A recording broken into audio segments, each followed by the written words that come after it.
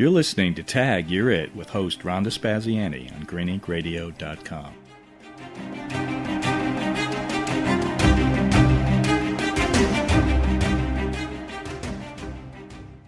Hi, this is Rhonda Spaziani on Tag You're It on Green Ink Radio. And these episodes is where we highlight people doing really amazing and cool things. And my friend, Ron Gletherow, an amazingly talented musician, writer, composer, lyricist, singer, producer, and animal lover, has created another beautiful musical. And this is called Evacuees, and this is very close to his heart. But before I forget, let me just say really quickly, because you're going to want to go and listen to this because it's profound, heartbreaking, poignant musical. It is at www.evacuees.co.uk. And there's 3 podcast episodes that comprise the musical. And having said that, welcome, Ron. Good to be here. Nice to talk to you. Thank you so much for coming and sharing this beautiful, beautiful story. When I was listening to it, my husband and I were listening to it, and it begins. I know that there's a third part, which I have not admittedly gotten to. Mm-hmm. Is the third part going to go in the front, or is it going to stay as the third piece? It begins. The part that I listened to, part 1, begins in 1939. Yeah, it ends around the middle of about the summer of 1941, when, I mean, the war wasn't over by any means, but London wasn't being as bombarded as it was when it first started in 1939. So, like as I say towards the end, the war had, this is what my sister told me, the war had many eras. And there was a lull in 41 and the kids were allowed to come back home. They did go away again briefly from time to time during the remainder of the war. But the worst bit was the beginning. Okay. So the first couple of years. And then according to the story, it starts out with your mother and father are realizing that London is getting bombed pretty extensively and they have to send children, your 3 older sisters, right? My 3 older sisters, yeah. To away out into the country, away from London, to keep them safe. And it was very heartbreaking for them, correct? Yeah. It was a voluntary thing. It was known as Operation Pied Piper.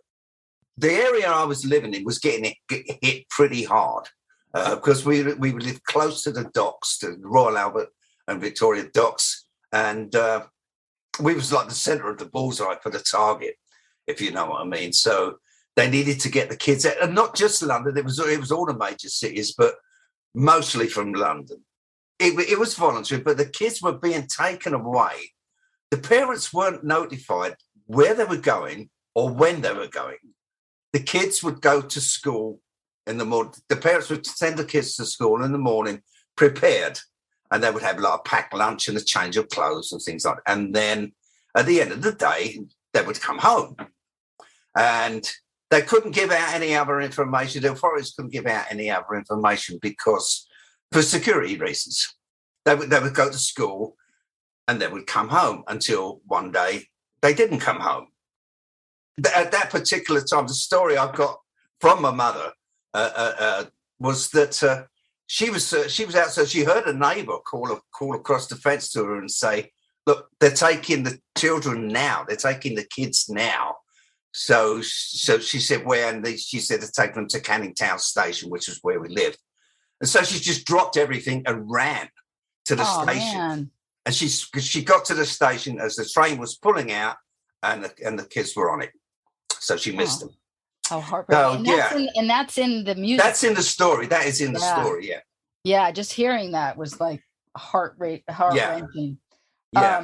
Yeah. Oh my goodness. And then they got sent out. I don't want to sell the whole story because no.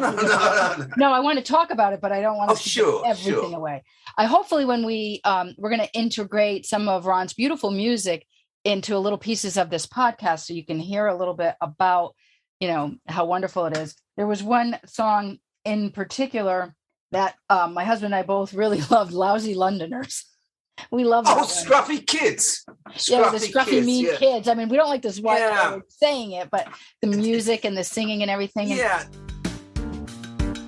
Scruffy kids with shiny cuffs, up from London, think they're tough, taking over all our schools, bending, breaking all the rules. Dirty urchins, smelly clothes, how they got here no one knows, turning up on bus and trains, messing up our playground games.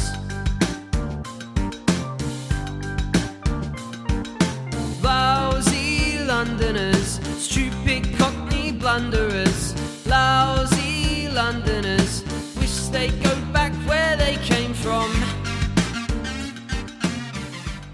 I mean, the people where the children were sent out, the people were generally wonderful, in the most part. 99% of them were wonderful and really welcomed the children and were great. But the kids at the school kind of like resented them a little bit. Like, what they're coming onto our patch. What are these territorial kids? Yeah, what are these kids doing here? So they went through a little bit of a hard time there. And that's what Mrs. Timothy, she was mean. Oh, that was later. Yeah, that was later. Yeah, you don't want to give that away. She was the odd one there. That isn't her real name. I did change. No, the name. I'm sure. The other characters in it are all the real names. It is. And one of the questions is: are the singers and the actors that are acting the roles, are they one and the same people? Not always. No, because my daughter. My youngest daughter plays the part of my mother in it, and she can sing, but she didn't want to. I've got a friend in Canada named Amy Caldwell, who is a fabulous singer. So their voices, the timbre of their voices, is about the same. Yeah, you couldn't tell that they weren't one and the same people, right? So my daughter did the speaking part, and Amy did the singing part.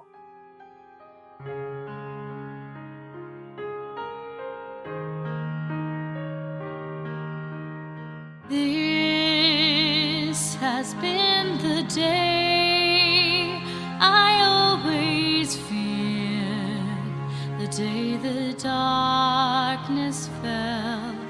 This house, once filled with light, has now become an empty shell.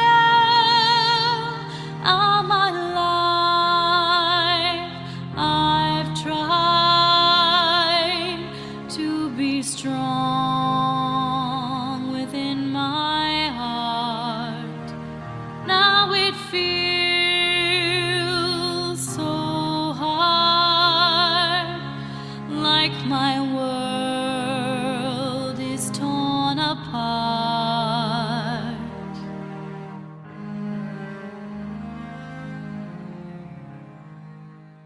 Oh, awesome. And it's so wonderful, the story. Are you going to bring this? Do you have plans to bring this to the stage or video? It was written originally as a family memoir, not as a commercial venture at all. But then, if anybody's interested, then please contact us. It is wonderful, and it should. Thank you. It really needs it to be a video or a play. It's really beautiful and poignant, and I can't wait to hear the pre-war part. If I could just say something, you was talking about actors and singers playing the same roles, and I said that about my daughter Karina, but there was another role right at the end. It's a character named Bill at the end. Yeah, and the speaking part of that was my grandson played. Nice. I was going to ask you, did you have any other family members? There was no professional actors in this. They were all friends and family members. And all of them. So there was no professionals in this at all. This other character, Bill, at the end was it was the speaking part was my grandson, and the singing part of his part, Bill's part, was done by a sort of a local hero to us around. It was by the Brighton Sunshine. Oh, he was in there again. Okay, yeah. Gary was asking that. My husband Gary was asking that. Yeah, he was in there because he did a role in your other play too. Braden's been fantastic. He's been a good friend. Yeah. Well, it seems we've both been through so much before. Seems like all we've ever known in life was war. Now I think it's time for lives to start to mend. And I wonder, are you looking for a friend?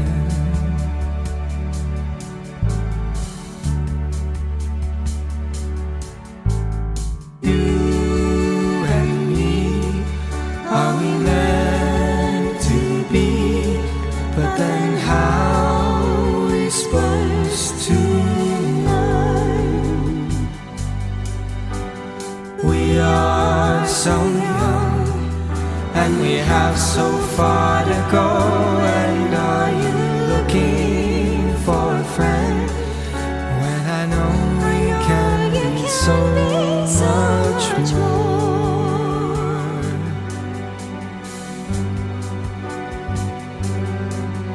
Is it too soon to tell when we only met a moment ago?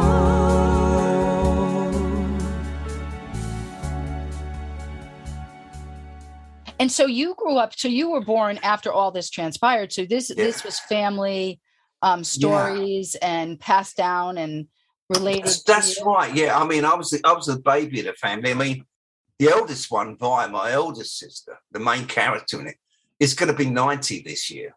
Wow. So way. I mean, she's like 19 years older than me. Like, you know. So yeah. So I'm very much the baby of the family.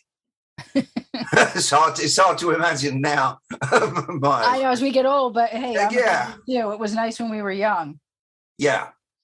Ron, the music is very haunting and ethereal, and then there's that little like reggae rock piece or jazz piece of the Lousy Londoners. Oh, that, yeah. And so did you create all the music? Did you write and create it yourself? There was 2 songs that were co-written. The first one was the Rathbone Market song. I think it's the first song in it. Mm-hmm. And that was I've got an old friend from school, and we used to do. I've known him since I was 12. He's actually taught me to play guitar, taught me everything about music, and him and I wrote that song. He was a character, Frank the policeman, in it, and him and I wrote that song together and recorded that song back in July. And when I recorded it with him last July, and I left his apartment and I would finish the recording, I came out. I didn't realise that was the last time I was going to see him. He died at the end of November. So I'm sorry. So so that one's quite meaningful, quite poignant. Of course. I mean, the story is just interwoven and interlaced with like love and heartbreak and sorrow and joy. It's family. It's family. Yeah. That is family. The other song that was co-written was a song called "Using Our Imagination," which comes about halfway through. And I did the music. I did all of the music. The lyrics for that were co-written by another friend of mine from England named Dawn Sinclair, who I've written with before. Beautiful. I love them all. One of the other, not only is the music great, but the story's great and the characters are great. And they're real people that maybe have their names changed. But Gertrude seemed particularly wonderful. Mrs. Harris was a real person, and the Harrises were real people, and they were wonderful. Mrs. Harris herself was wonderful. I never got the opportunity of meeting her, but they became such close family friends. And right up until recently, I think the last one of the children died recently, but my older sister Vi has kept in touch with them over all the years, and they were a really, really good family. Yeah, she sounded like quite the character. Oh yeah. So does your family like the show? Yes, they do. My sister loves it. She especially likes the Rathbone Market song. She keeps playing that one over and over again. It reminds us of, I remember the Rathbone Market. It was it's like it says in the song, it's institutional, right? You know, it was the local sort of meeting place for the community as well as a market, you know. So she particularly likes that, but she likes all of it, yeah. And when to Murray, the two remaining sisters. I've got Vi and Edie. Vi's going to be 90 soon. Edie's 88. The third evacuee was Sheila, and we lost her in 2004 to cancer. So, so she's no longer with us. She would have been 86 or 87 now, about 87, I think. Yeah. Wow. So it was those were the three. I imagine that some of the stuff that's going on in the Ukraine right now must be kind of triggering. It's bringing. Yeah, absolutely. It's just bringing it all back. Yeah. I was talking to Vi. I talk to Vi regularly on Skype or WhatsApp, and we talk about it all the time. How this is so reminiscent of what happened to them. Yeah. And so reminiscent, like eerily. It is, and that's why I've got such an affinity with all refugees, not just Ukrainians, but all refugees and what they're going through. Yeah. So important to be sympathetic to people because, to live through the horrors of war. Yeah. Oh, goodness. And, interestingly, the resilience of Britain during World War II is always so impactful and inspirational, really. Yeah. And then now to see that the Ukraine people are kind of demonstrating some of that same those same qualities. Yeah, exactly the same. Yeah, it's amazing what people can withstand. Mm-hmm. Right? It is when they're put to the test. Yeah, exactly. I think that's a line in your. It is. I love it. I've only heard episode 1, part 1, which is about a little bit over 30, just a hair over 30 minutes. Part 2, which is a little bit under an hour, and part 3 I think is parts 1 and 2 are both about half an hour, both about 30 minutes. Oh, I thought it was. Yes, it's the third one. It's the longest. The third one's that's the one that's 52 minutes. Yeah, that's right. Yeah. I should point out that the podcasts are not listed chronologically on the website. That was a mistake that I can't correct because that was done on the host site of the podcasts. So people need to be sure that they listen to them in the right order. I'll put a note on the website now pointing this out. So the total show is about 1 hour, 50 minutes worth every minute of it. Yeah. So is there anything you want to share about your experience writing it? And did it bring you closer to the experience? And it did. And everything was, it's like the story was written for me. I got it from the siblings, from Edie and from Vi especially. Vi's almost 90 now. She's coming up to 90, but she is as sharp as a tack. Oh, and she remembers every detail. Oh, that's wonderful. So I've got much of the story from her, but then my other sisters, my mother, and my brother. My brother George lives in Ontario now. He does a bit of narration near the beginning, and he was just a baby at the time. He was just a toddler at the time. And he stayed with your mom, or did he? He did. Yeah, he did. His 3 older sisters were evacuated, but then it got too dangerous, and for my mother and for George, who was just a toddler, and she was actually pregnant with my other brother John, and so my dad thought it was best if they left too. So they were evacuated to a different part of the country. They were evacuated to Somerset, which was like about 150 miles away from where the kids were. Yeah, wow. So nowhere near them at all. She did manage to move, get closer to them later on. But to begin with, she was quite a way away. Wow. What a story. I don't want to give it all away because I want to listen, but it is such a beautiful story of the resilience and love of this family and the hardship of war and how people transcend these really difficult times in life. And I did have a question about your father. Was an air raid warden? Yeah, he worked as all kind of jobs. He still had to go to work. He still had to work while the kids were gone and while his wife was gone. When he was in London on his own, he still had to work to support the family. But he took on the role of as an air raid warden as well. He was particularly good at it because he was very small. My dad was only about 5'2" tall. Wow. So he was very small. So you can imagine with a lot of these buildings on fire and collapsed, he could get into small spaces that the bigger guys couldn't. So he was, I heard stories, I mean, from my mother to how he got people out of the buildings. And it's just unbelievable for me to what they went through. To comprehend it. We've been so fortunate not to have to comprehend it. Yeah. Let's hope that continues. I want to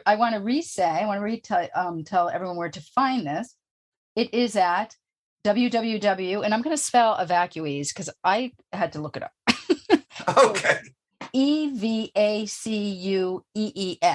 I got that right? That's right. co.uk. So it's evacuees.co.uk. You can get all 3 episodes there. So part 1, part 2, and part 3. And I still have part 3 to listen to. I just at the very end of part 3, you'll hear my sisters Vi and Edie speak themselves. I thought I'd let them finish it off themselves. Oh, nice! I can't wait. Thank you, Ron. You're so talented, and this is such a beautiful memoir for your family. But to share it with us, we're very appreciative, and Thank you. I hope I see it on the film someday. Well, that would be nice if there's this entrepreneur who's got 50 million or so, 100 million to spare, then I'd be happy. I'd like to see a Netflix. I want to see a Netflix series. It wasn't written as a commercial venture, but anything would be great. It was written as a family memoir more than anything. It was, and you can feel the love in it. It was written with love, and you can feel. It was. Yeah, it was something I'd been meaning to do for years, and then I'd worked with a friend of mine named Mike Bailey on Crossing, which was another musical about his family, another true story. Which is wonderful. And that's what really gave me the idea. There was a lull. We'd been working on Crossing, and then the pandemic hit, and everything ground to a halt. So I thought, this is my chance to do the one that I wanted to do. This is the time for me to do Evacuees. So that's, rather than sitting on my hands for the last two years while the pandemic's been on, I was writing and recording that. Amazing and wonderful and beautiful. And thank you for sharing it. And please find that on evacuees.co.uk. And it's really beautiful. And then leave some comments for Ron so that he can please do feedback on the beautiful musical and podcast. Thank you, Ron, so much for coming and appearing on the show. Ron's always doing something cool. So we'll probably hear from him again, hopefully. It's a pleasure to be here. Thank you. Thank you so much, Ron. And thank you all for listening. And this is Tag You're It. And this, as every other show on Green Ink Radio, is sponsored by greenink.us.com. It's a marketing and communication company, and they bring your stories to life. Thank you. And we'll talk real soon.